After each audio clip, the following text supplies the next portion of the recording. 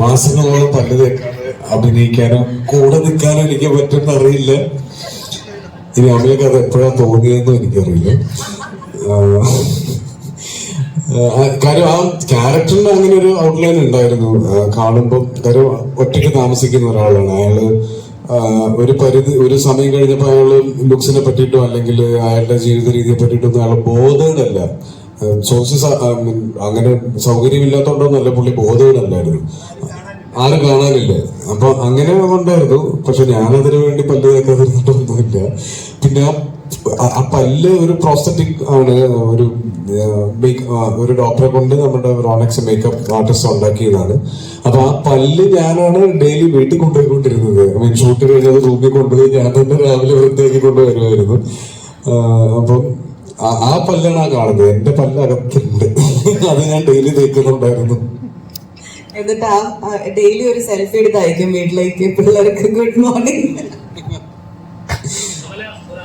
പിന്നെ സത്യേട്ട ഫിലിമിലുള്ള ഒരു common factor ആണല്ലോ, അപ്പം ആ ഒരു എക്സൈറ്റ്മെന്റിലാണ്.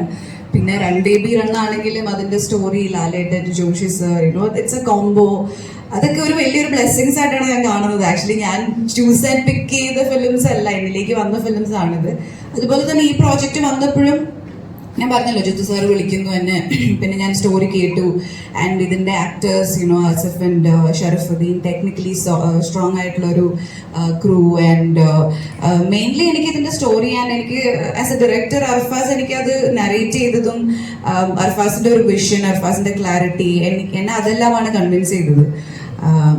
So overall it was a good project to be a part of എന്ന് തോന്നി. എനിക്കൊരു നല്ലൊരു ഇൻറ്റ്യൂഷൻ ഉണ്ടായിരുന്നു, ഒരു കൺവിക്ഷൻ ഉണ്ടായിരുന്നു ഇത് എന്തായാലും വർക്ക്ഔട്ട് ആവും. ബിക്കോസ് എല്ലാ ഡിപ്പാർട്ട്മെന്റ്സിലും ഇത് അത്രയും തന്നെ ഈ പടം അർഫാസ് എങ്ങനെയാണോ കാണുന്നത് അതേ വിഷൻ തന്നെയുള്ള ആക്ടേഴ്സും ടെക്നീഷ്യൻസും തന്നെയാണ് ഇതിന്റെ കൂടെ ഉള്ളത്. സോ അത് നന്നായിട്ട് വരും എന്നുള്ളൊരു കോൺഫിഡൻസ് ഉണ്ടായിരുന്നു. സോ ഒന്ന് ഗോഡ് ലൈഫ് വേറെ ജോണിലുള്ള സിനിമയാണ്, ഒരു സർവൈവൽ ഡ്രാമയാണ്. ഇതൊരു സർവൈവൽ ഡ്രാമ അല്ല, ഇത് വളരെ എൻഗേജിങ് ആയിട്ടുള്ള ഒരു ത്രില്ലർ ആണ്.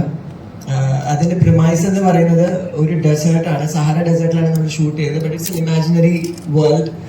അതുകൊണ്ട് ആസിഫ് പറഞ്ഞ പോലെ ഇമാജിനറി ആയതുകൊണ്ട് തന്നെ ഇത് നമ്മൾ നേരത്തെ കണ്ടിട്ടുള്ളതല്ലാതെ ഒരു ലൊക്കേഷൻ വേണം എന്നുള്ളൊരു ചിന്തയിൽ നിന്നാണ് ട്യൂണീഷ്യ എന്ന് പറയുന്ന ലൊക്കേഷൻ വരുന്നത്. Major part of the film happens in Tunisia. പക്ഷെ അത് എനിക്ക് തോന്നുന്നത് അത് അങ്ങനെ ഈ മോണോട്ടണസ് ഫീൽ ചെയ്യാതെ ആ വിഷ്വൽ ഭയങ്കരമായിട്ട് എൻഗേജ് ചെയ്യത്തക്ക രീതിയിലുള്ള വിഷ്വൽസ് ആണ്. അപ്പു പ്രഭാകർ ആസി പറഞ്ഞ പോലെ he's done a great job. മാത്രമല്ല ഒത്തിരി നല്ല ടെക്നീഷ്യൻസ് സിനിമയിലുണ്ടായിരുന്നു. വിശാൽ ചന്ദ്രശേഖറാണ് മ്യൂസിക്, സൗണ്ട് ഡിസൈൻ ചെയ്തിരിക്കുന്നത് JD ആണ്, റോണക്സ് ആണ് മേക്കപ്പ് ചെയ്തിരിക്കുന്നത്, ദീപു ജോസഫ് ആണ് editor, Linda Jeetu on the costume designer, Prem Nawaz and art direction. So every department was handled by experts, the best we could find.